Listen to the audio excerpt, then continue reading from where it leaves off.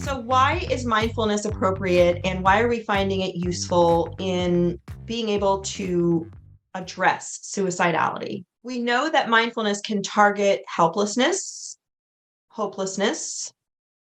Oftentimes, we find that people try to fight against these difficult emotional experiences. Sometimes the acceptance of a difficult emotional state is easier than fighting against it. Also, the rumination. Remember, Richard is really ruminating. You see that tape is just playing over and over and over again in his mind. Attentional biases. Attentional biases. Talk more a little bit about that after the break. And then also that psychic pain that we talked about earlier when we were talking about suicide, that suffering, the intense intolerability. I can't stand this pain. It's never going to go away. And it's never going to alleviate. And so my only option is to kill myself. So mindfulness can again be that middle point, remember that choice point in between that stimulus and a reaction, namely a suicide attempt. Mindfulness to me is like a muscle. It's kind of like if I don't work out, if I don't exercise my biceps are going to be kind of flabby, right? I'm not really going to have a lot of muscle tone. The same is true for mindfulness. You cannot expect to do mindfulness once or twice and feel like, oh, usually, like with anything else in life, it's something we call habituation. It's forming the habit. Did you know it takes between 7 and 28 times of doing something before it becomes a habit? So sometimes people try something like 3 times and they're like, didn't really feel any difference, so I'm done. They haven't created that habituation. They have not created that internalized, way in which they're familiar and comfortable, and it does not become part of their routine. So the best way I can recommend is practicing. You can begin by practicing, as I said, do the 5 facets of mindfulness questionnaire that's in your handout packet, because then you will identify what particular areas of mindfulness do I struggle with? And then that will give you some direction of, okay, what do I need to focus in? Do I need to be more mindful in my eating? Do I need to be more mindful in my listening to others? Do I need to be more mindful of my emotional states? Do I need to be more mindful of difficult feelings and thoughts? So practice, practice, practice. Start maybe with some of the apps, Cheney, that some of the other attendees mentioned. Those can be very useful in helping to teach those mindfulness skills. You can also go to YouTube, and there's so many great like mindfulness videos that will give you like a quick exercise. Also, Cheney, like I mentioned earlier, doing the 3 good things exercise before you go to bed. That is a great beginning exercise in mindfulness. So that is something that I would definitely recommend starting with. Yeah, it is definitely difficult. I would also encourage you to begin to become more mindful in your sessions with clients. Thinking in your mind what you're feeling, what you're thinking, what your body is telling you in the moment that you're with a client. That is a level of just observational mindfulness.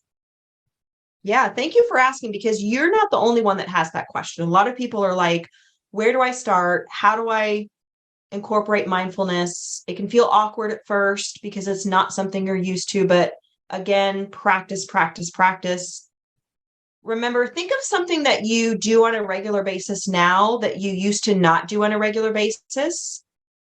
And think about what's in between when you didn't do it on a regular basis and now you do it on a regular basis. And what's in between there is the repetition and the practice and incorporating it into your life. And then it becomes part of your routine. The other thing I would suggest, last suggestion, Cheney, I'm kind of throwing a bunch of different options at you, is put your devices down, because that's a surefire way to be able to become more mindful. So for example, like when I go to the doctor's office and I'm in the waiting area, I will put my phone in my purse and I will just sit there and I will look around. I will look at people. I will listen to the noises.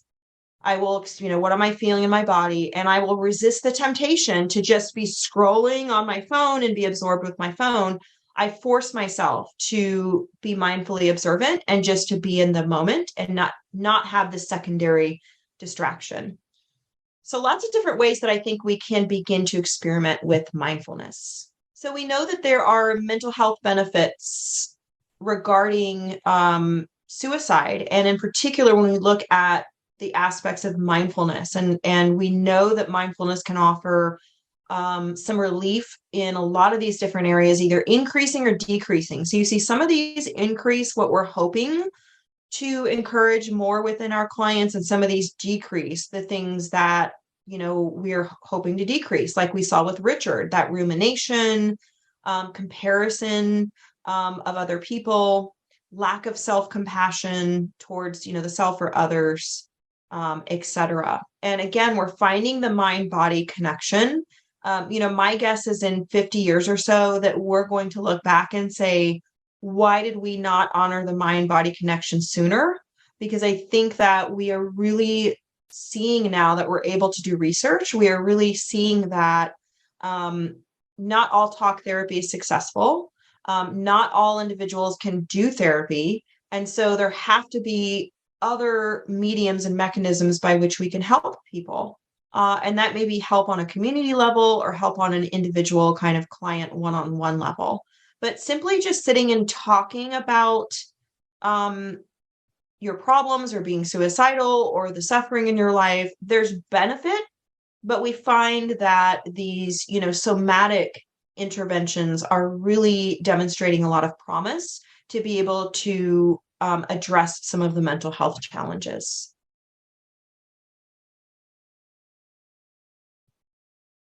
Yes, so suicide contagion can happen. It can happen within communities. It can happen within schools, where there will be like one suicide and then there'll be like a cluster or string of suicides after that.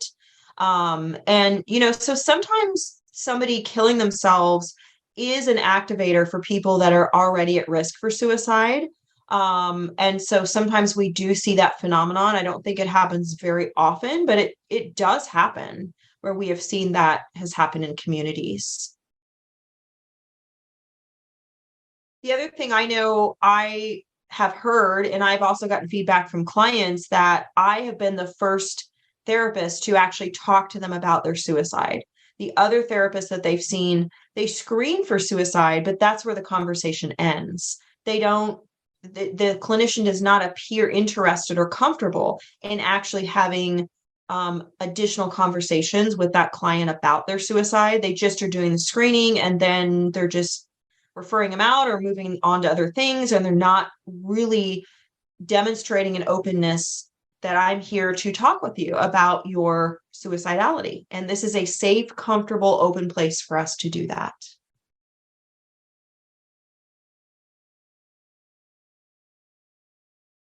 So this is our goal with mindfulness for suicide, is increasing more of these abilities within the client and decreasing these things that we know are fueling and feeding that suicide mode. So really looking at both of those, like decreasing and increasing as well. So those of you that like myself and a few others in the audience are DBT therapists or familiar with DBT, the first skills taught in DBT are mindfulness, because they form the foundation for the rest of the DBT skills, which are distress tolerance, emotional regulation, and interpersonal effectiveness, which all three of those you're not really able to learn those skills until you have been able to learn and embrace the skills of mindfulness. And my favorite part of all of DBT, of all of the skills, is actually Wise Mind. It's just the piece of DBT that I've always loved, and I feel like it's the best representation of a lot of the DBT skills. And so we're going to look at that here in a minute. But again, talking about these core mindfulness skills, we break it up into what skills and how skills. So let's talk about the what skills first. These are the skills that help us know what to do to be mindful. So this is observing, taking in. Like if you observe your room where you're at right now, can you identify two things in the room that are green? In the room that you are in right now, Can you point to two things that are green? I am pointing to one, and I have two in my room that are green. That is the skill of just the mindful skill of observation. Now, what about if you look around in the room that you're in and pick an object? How would you describe that object? So look around the room that you're in and settle your eyes on an object. How would you describe that object? Describe the shape, describe the texture, describe the colors, describe what you think the weight is. But how would you describe that object? And then finally, participating. Pick up an object. It doesn't have to be the same object, but pick up an object that is within your reach. Hold that object and participate in connecting with that object. What does it feel like? Is it smooth? Is it rough? Is it cool to the touch? Is it soft? Does it move, or is it a static object? So those are the what skills: observing, describing, and participating. Then we also have the how skills, and the how skills help us know how to be mindful. So the what skills is what we are doing when we're mindful. The how skills is how we are mindful. So typically we are mindful by being non-judgmental. Rather than attaching labels, whether that's to ourself or the experience or other people, we simply are observing as it is. And it's almost like we are a newscaster and we're just giving the report of what is happening. You know how a newscaster, they're pretty neutral, like they just report on what happened.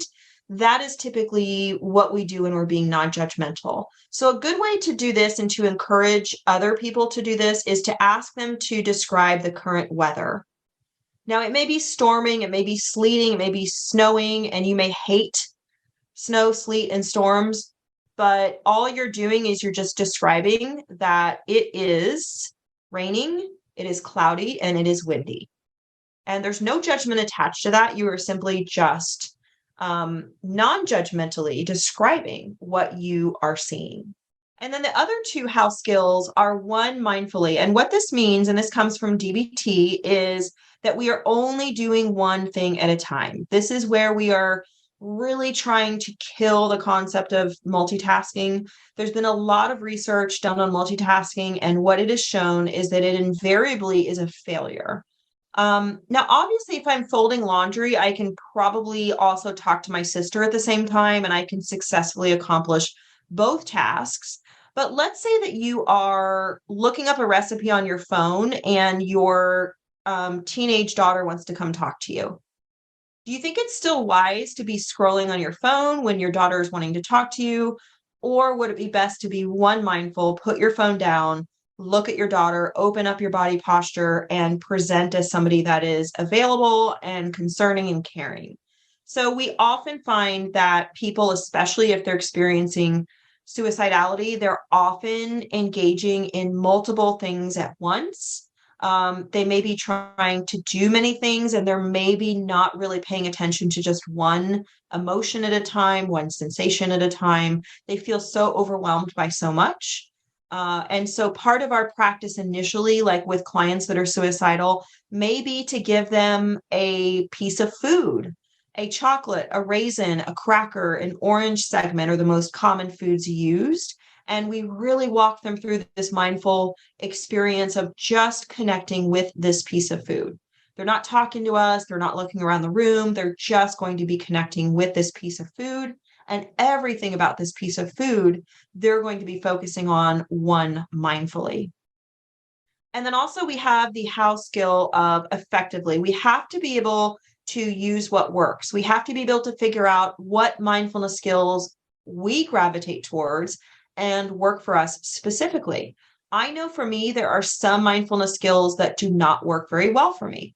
One of the mindfulness skills that worked very well for me when I had cancer was whenever I was going to have testing done, outside of my hospital room, you have to be taken to another floor. It's often pretty stressful, especially if you don't feel well. And so one of the things that I had was this painted rock that one of my friends had given me. And it was this painted rock. It was painted purple, which is one of my favorite colors. And it had some flowers painted on it. And I would wear like this very cozy jacket. It was like this fleece jacket that had pockets in. And I would put the rock in the pocket. And as I was being wheeled out to the testing, and as I was doing the testing, I would caress that rock and I would squeeze the rock. I would feel the roughness of the rock. The rock was a diversion for me as I was getting this particular scan done.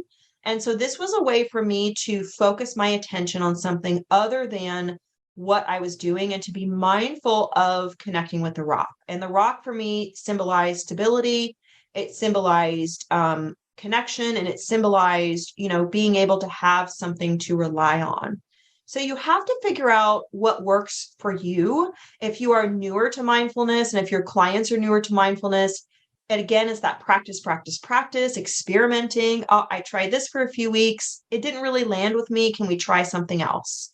But as long as your clients are trying something for a period of time, if they decide that it's not working for them, that's okay. We don't want to impose our favorite mindfulness approaches onto our clients and assume that they're going to love every single one as well. So the first mindfulness skill that I teach all clients, if we're ever going to be working on mindfulness, is wise mind.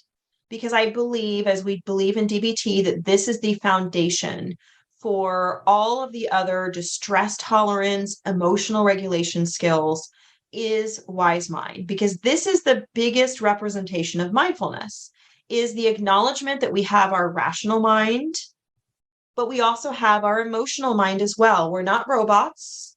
We don't just think with logic, but if we only function with emotion, that is where we can get into trouble, especially if we look at suicide. If people are just being guided by their emotional experiences, that is where we often find that they may impulsively attempt or complete suicide. I like that, Cheney. Yes. Definitely being more mindful of like being on the phone, right? And not doing something else while you're on the phone. I know that I've been on phone conversations where I'm trying to do something else and I have to stop myself because I'm missing what the person is saying. So I literally will go and like sit down and just sit so that I can fully listen to the details of what the person is saying. Because if I'm trying to fold my laundry, if I'm trying to make my grocery list, I'm going to miss what they're saying. Definitely. So, wise mind, we have these two parts of our brain in our experience, which is the irrational mind and the emotional mind. This conflict sometimes between doing what feels good versus doing what makes intellectual sense. So, the middle here and the dialectical stance that we take is that the rational mind and the emotional mind are both important and they form wise mind. This is where we are living mindfully. We are honoring our emotional mind, we are honoring our emotional states, and we are also honoring our rational mind. We are honoring that part of our brain that says maybe there are some reasons why you shouldn't kill yourself, even though the emotional mind is saying, damn it, you should kill yourself. This life is totally effing meaningless. And so this is that vacillation between the rational mind and the emotional mind, and really trying to help clients create this balance and this dialectical stance of the rational mind and the emotional mind form wise mind. Lots of great worksheets. If you just Google wise mind worksheet, you'll find some good worksheets that you can begin to work with clients on helping them to begin to start recognizing their rational and their emotional minds.